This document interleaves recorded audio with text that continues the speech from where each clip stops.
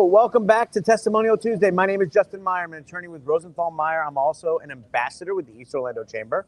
We are here today. It is noon, so we are the last interview of the day. And you're watching this, I know, on your phones. Drive safely while you're watching it, because you're on your way to join us here at Auntie Anne's, where we will be having a great lunch. Because if you don't like pretzels, then I don't really know what to tell you. But they've also got smoothies. They've got cookies. They've got something with vegetables. I highly recommend vegetables. I mean, but you don't eat them, but you I don't eat them, them. but I recommend you do. But again, more importantly, they have cookies, so you should come down. But first, I'm really happy to introduce somebody I've known for a while. He's a great guy. He's a good friend of mine. Chris Rich with the Realty Medics, a chamber member. And Chris, welcome to Testimonial Tuesday. Thanks for having me.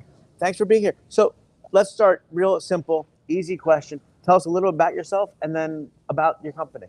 All right, so I'm the outside sales and marketing manager for the Realty Medics. We're a long-term property management company. We service all of Central Florida, but we're based in the Orlando area out by UCF. So we service all of Central Florida on long-term property management.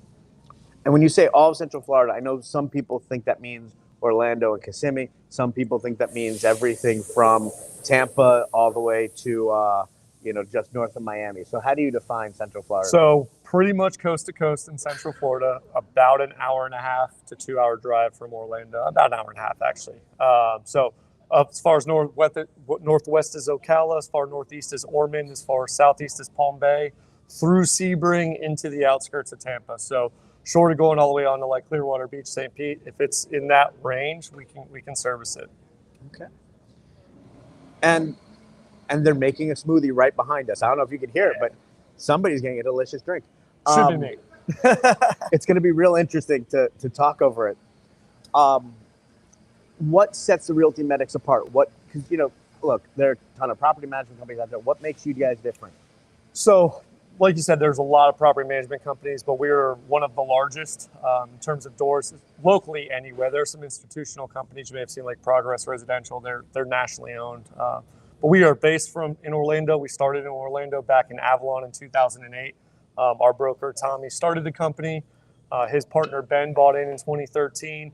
Ben left, was with NASA as a rocket scientist, was working at Siemens, and then, much like myself, took a giant right turn professionally, bought it with the Realty Medics. And when that happened, Ben brought that focus on system and engineering to the property management. So we use a lot of technology and systems that our competitors don't have, whether it's stuff we created internally or just a focus on it to help really supplement that customer service relationship. And we're constantly evolving. When, Jason, I'm on the new owner side, so I'm dealing with the owners, the realtors, when they have clients.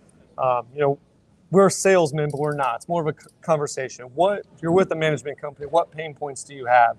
And a lot of what we do are, you hear the same pain points. Can we make that better? How can we make that better for our clients? For example, we rolled out a call center.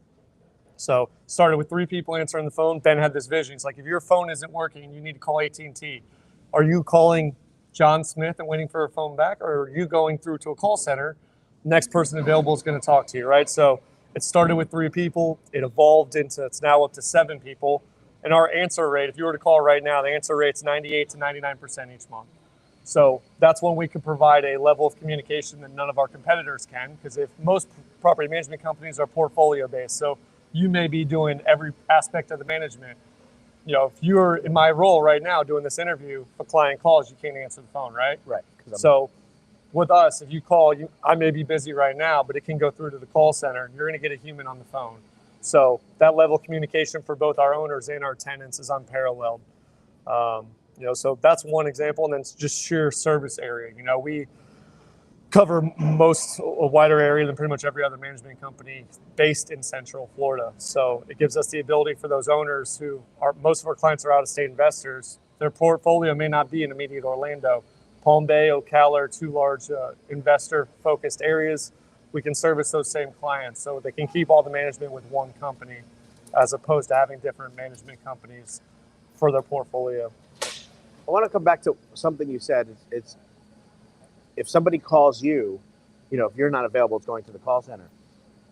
But what's your role? So, like, if I'm a property owner, you're the one who's onboarding me. How easy is it gonna be for me to talk to you as I keep going? Very easy. I work primarily with the realtors, so I'm their point of contact. My boss, Jason, handles all the organic leads. Between Jason and I, we handle all the new leads for business. So all those owners that are looking for management service are going to talk to either Jason or I.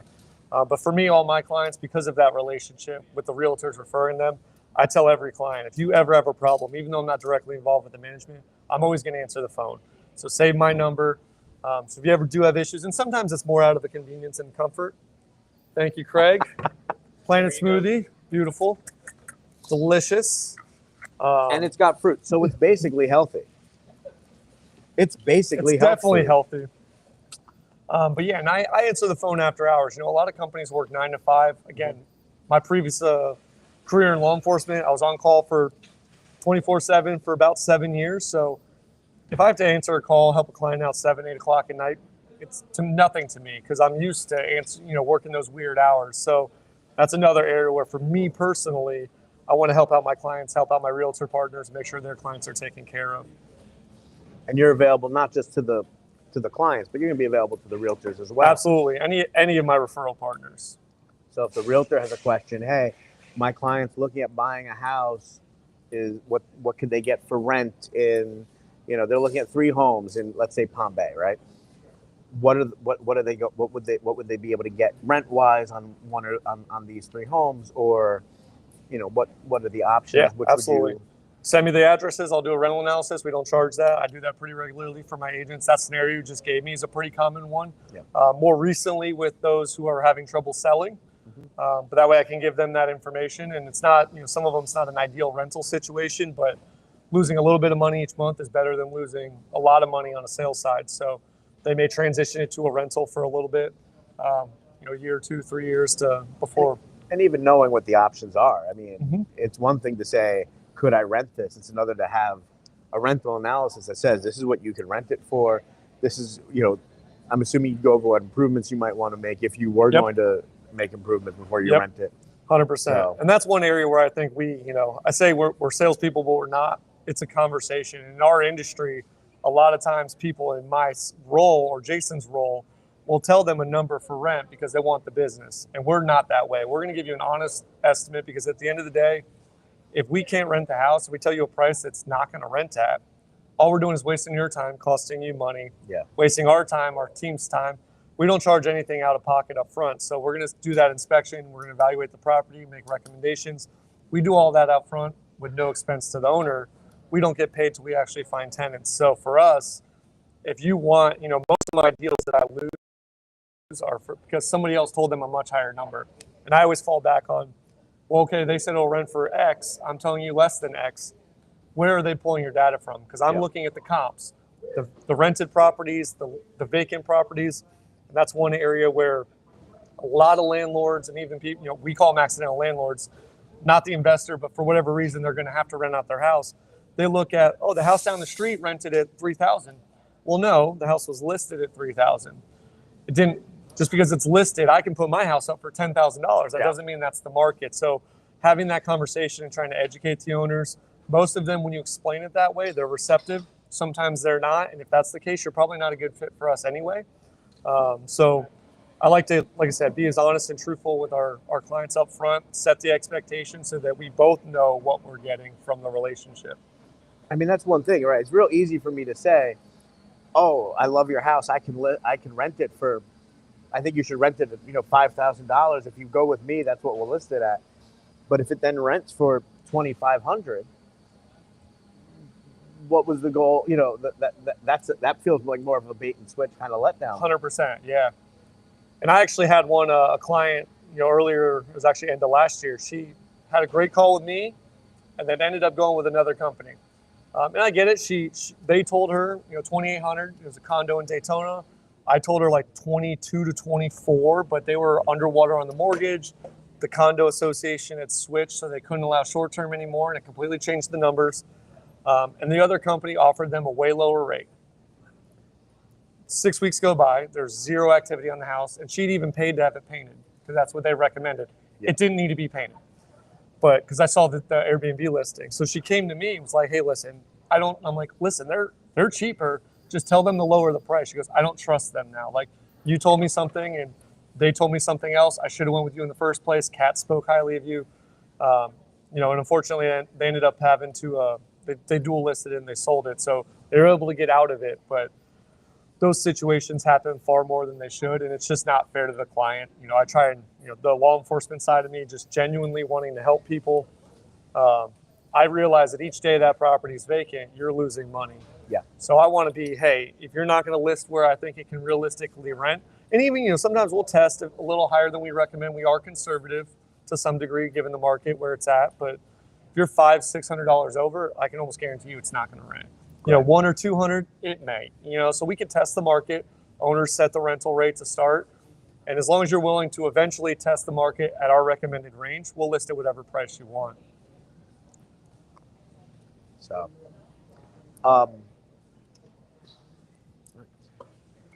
So again, Justin Meyer here with Chris Rich from the Realty Medics. We are here at Auntie Anne's in the Oviedo Mall, right by Dillard's. Don't come in by the food court like some of us did, me. Though you will get your steps in. Come in by Dillard's. We're right here. It's a good time. Come have some food. Come hang out. Chamber people are here. I see some of them chatting. I see somebody with mini pretzel dogs, which is, look delicious. And we're excited to see you. So coming back to one thing you were talking about, which is, you said the property didn't need to be painted. That's something that you'd find from doing kind of a walkthrough once you get the listing, is you're going to walk through that property. You're going to really look at what needs to be done. Yeah, and that's one area I think that we excel over our competitors as well. Is the first thing you sign up with us, we're going to schedule an inspection. Our inspectors, they're internal employees. And a lot of people think inspector like a 4-point. They're not licensed inspectors. They're more photographers, really. Yeah. Because they're going through, but they're opening every drawer, every cabinet. They're photographing every square inch of that house. And that's really important on the front end, because on the back end, when the tenants move out, if we're going to make claims against the deposit, we then have those really good before and after pictures. And I've never seen somebody with as detailed of reports as ours. A lot of times we take over properties. We need to see those pictures. I've had it, agents as great as they are at selling. Sometimes it's like sheet of paper. Master was good. Family room was good. I'm like, that doesn't hold any weight in court. Yeah. Oh yeah. No, that's not proof at all. So you have to have, if the tenant comes back and says, that hole in the carpet was there when I came in. If you don't have a picture of the carpet, then it's your word against theirs. Yeah. So and then what? We're also then going to look at, are there things we would recommend? If we look at our market as a whole during COVID and through really the back end of COVID until about a year ago, our market was crazy. Yeah. You could get away with just list the house. There were so many people moving here, not enough inventory. People accepted properties and conditions that were a little less than ideal at rates that probably were higher than they should have been for property condition. And that has since shifted. A lot of market, and that's a challenge we're seeing currently, is a lot of these owners said, well, last renter was paying X amount, $2,400. I want to go to $2,500. It's like, well, open market is now $2,300. Yeah. Can't list at $2,500. And oh, by the way, you need to replace that carpet that you didn't want to replace last time when you probably should have, because there are so many options. And those tenants, they're going to go around and they're going to shop around. They know the market and what's out there. And if you're not a competitive house, you don't have it in good condition, they're probably going to overlook your property. So, there was a point during the spike where we were at about 10 days on market. For comparison, we're at about 26, 28 right now. National average is 35. So we're still quicker than national average, but we're nowhere near what we were through COVID, through the end of COVID. Now, you talked about how this right now is a competitive market. What are some things that you're doing to help your property owners with this being such a competitive market beyond the walkthroughs to make the recommendations? What are some other things that you have? What are some other tools that you have? Just that online exposure. When you look at how tenants find houses, it's a little different than how buyers find houses, right? Most buyers are using an agent. The vast majority of renters are not. They're going online themselves. They're searching those websites like Zillow, Realtor.com, HotPads.com. Yeah. Average tenant looks at 5 different websites before they pick a property. 30% of them look at 10. So you want that online exposure. With us, it's going on over 100 third-party sites. It's going on our website as well. Given our service area, people that may not necessarily be looking in a market may find a house that's not necessarily where they were looking, but it fits what they need. And then the MLS access, a lot of rental companies are not putting it on the MLS anymore because so few people are using the agents. We still do that. So with us, you're getting a ton of exposure online with the listings. And by putting it on those third-party sites and by putting it on the MLS, Zillow pulls a lot from the MLS also. Yep. It populates the same way. So as soon as we put it on our website, it blasts all those websites. Yep. Same way the MLS really does if an agent's listing it. But, then quality of photos too. Some things we know, taking the photos, good cameras, can hide some of the blemishes per se that you want them to cover the house ultimately. And sometimes you'll see where the listing photos are blurry. The tenants can be so picky at times with what will keep them from selecting a house, so we just give that expertise, and it's better to have a house ready ahead of time than it is to try and list it as is, and then people don't like it, and then the algorithms, like on Zillow, for example, most people are selecting a max price point. Yeah. So if I put it at 2,400, and the market in the area is 2,000 to 24, all those houses are going to show up. But if I overprice it at 28, nobody's seeing my listing, and if nobody's clicking on it, listing's going to fall down the algorithm. So it's really critical to price it correctly to start. And if you are going to change the price, change it so you shift into a different price bracket. We see that pretty commonly where an overpriced property gets no activity. And as soon as we hit the next price bracket down, showing. So that tells us that it was overpriced, and that's why it wasn't getting any traffic. And then part of what you can bring to the table is those price brackets. You know how to look at the price and say, this is what it should be, this is where we're going to be. Yeah, and our comps, some people will just pull an MLS report. I think I go a step further.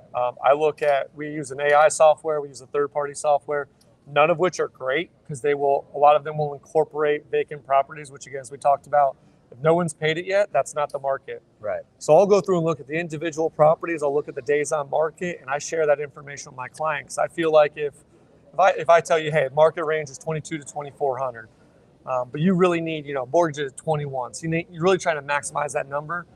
I want you to know, hey, if we're around 24, you're looking about 30 days. If you go at 22, you're probably around 15 days. So you can make that educated decision as opposed to me just giving you a raw number. Because I really think it's like a partnership. Like I said, we're working together with you for your property or properties. Part of that then goes to something else, and that's you really have to have your owners have to trust you because you're going to ask for a lot of information. Yep. It's not just what do you want to get out of this. Because look, if I have a house and I'm renting it, I want to get, as much money as I can, right? Obviously, but you need to know what my bottom line is. If my mortgage is $2,100, I really can't afford to rent it for $2,000. I mean, maybe I can, but I don't want to. If my mortgage is $2,100, I've got to then factor in your fees, and I've got to factor in, maintenance costs that are going to be in there. That's all something I need to be able to be comfortable telling you. Along the same line, I need to be comfortable telling you, listen, I can't afford to lose money on this.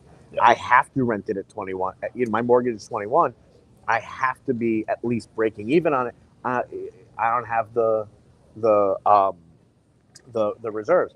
If you don't have that trust, they're not going to feel comfortable talking. 100%. Yeah, and some don't, and it's just the way they are, But you kind of have to try and build that trust. I think it starts with the conversations you have and what's your intent, right? If your goal is to sell them on your services, I don't think your intention's right.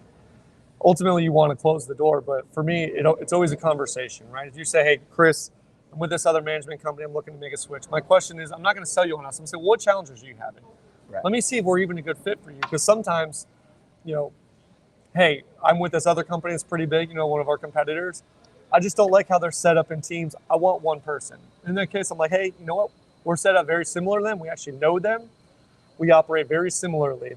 We're probably not a good fit for you. But hey, here's a referral partner I know. They're a small company. They're probably what you're looking for. Let me put you in touch with them.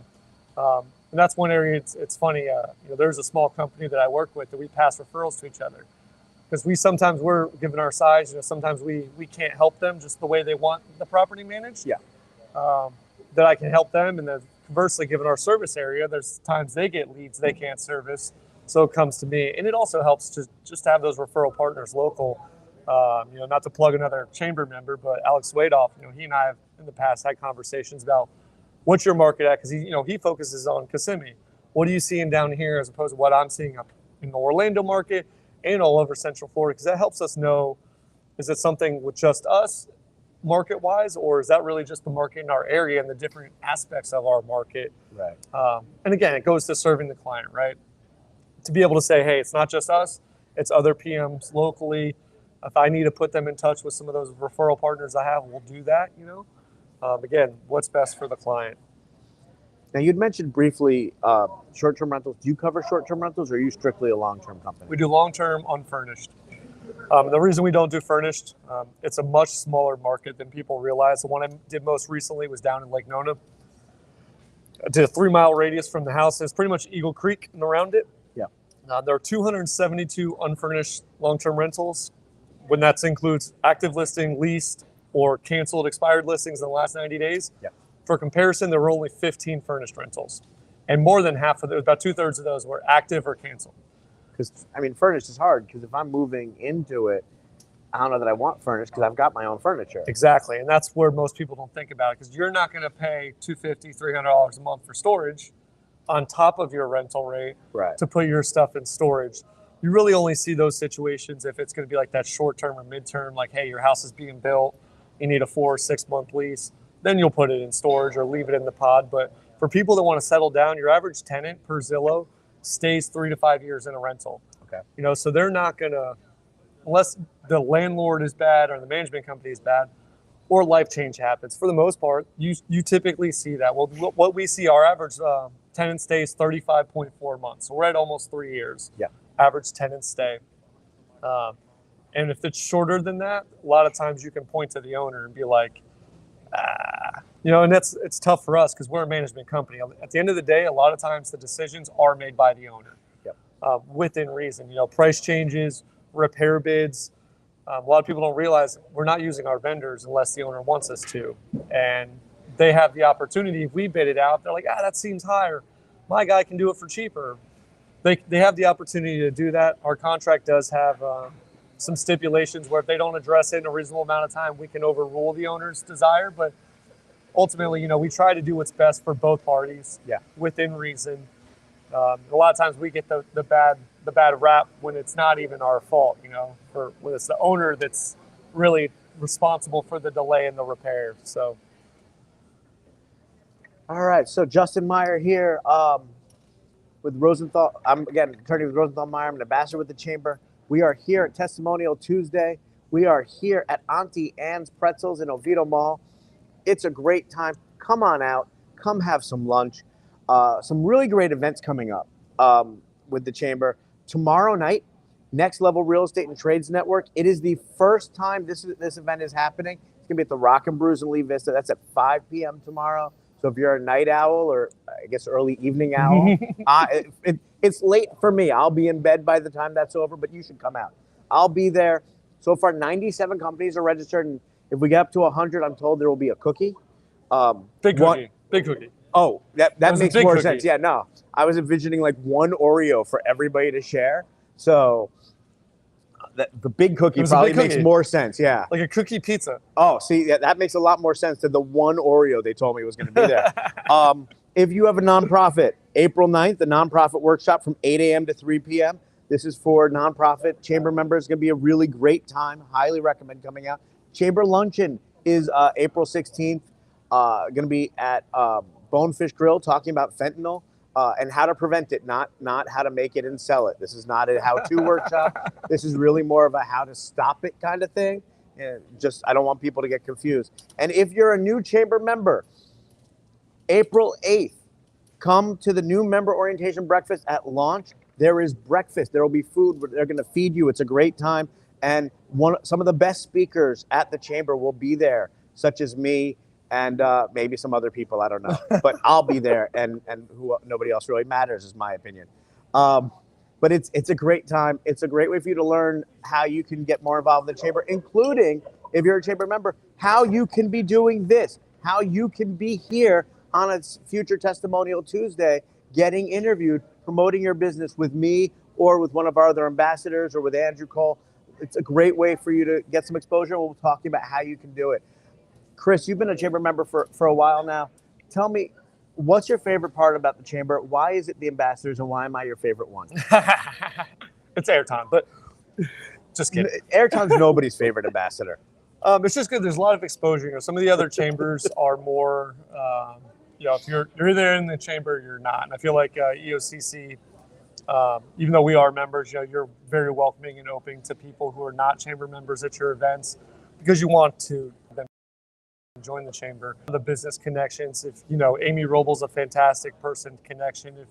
If you ever need somebody, I feel like you could call Amy, and she can either connect you with the person you need, the industry you need, or someone who would know the person you can need. And I think when you're a small business, you never know what different trade or person you may need, or business or industry, and to have that referral network connection on top of the event, I just think it's really invaluable for any really small business or even bigger business. Yeah.